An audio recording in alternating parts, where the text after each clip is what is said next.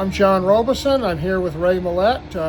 We're at Infield Auto Restoration, and we're just finishing up some freshening up and further detailing on the Bach Collection's 1976 Maserati Compson.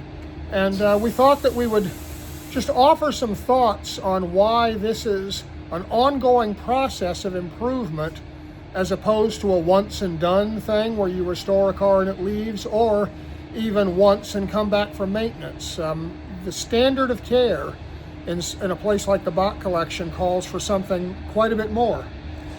That's correct. Is that if you use, for example, door gaskets, they're made of rubber, and over time, what happens is that they'll begin to collapse. Not necessarily collapse, but they'll take a set, and when they take a set, at times you have to readjust doors. You may have to readjust the hood. Is that we had to do door adjustments on this car for exactly that reason. Right. Yeah. Exactly. Is that so? Again, is that we can't pre-shrink all of this stuff. Is that it has to be done, to take place over time. And the paint settles over years. We can wet sand and improve paint on a car that's been painted 5 years ago. Correct. And when we generally will put enough paint on so that we can do that in 4 or 5 years or 2 years, so that we're not having to re-base coat it and then clear coat over the top of it. Is that but you have to know this going into a project. Is that and that just comes with years of experience. Another thing that happens is, frankly, the standards of restoration change. The work that we would do 10, 20, 30 years ago would not win a show today, even though it was the best there was at that time. And that's a combination of people wanting better and better, and better materials being developed.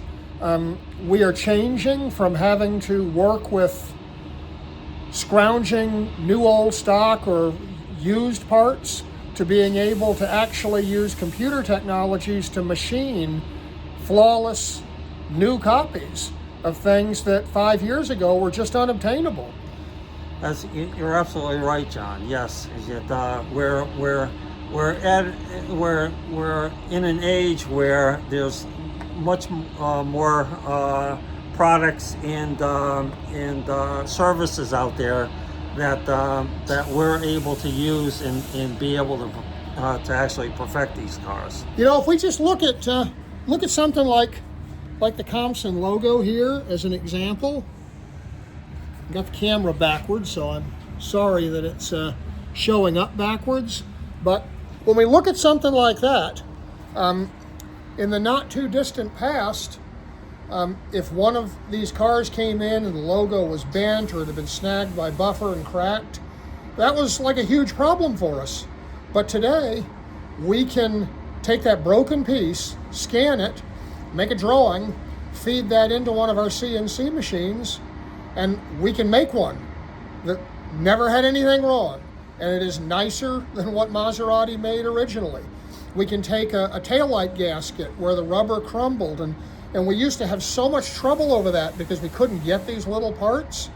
And now, same thing. We can scan the taillight, and then we can make a drawing of what the rubber gasket would look like around it, and we can 3D print that in rubber. Right. And we'll have a brand new part made right by us. Right. No, there's no waiting, there's no importing, and best of all, if we make a part like that and it doesn't fit right, we don't just throw up our hands because this junk we buy online is no good. We just go make it a little bit different. We can make it exactly right. So, we're really in a golden age of the quality of restoration.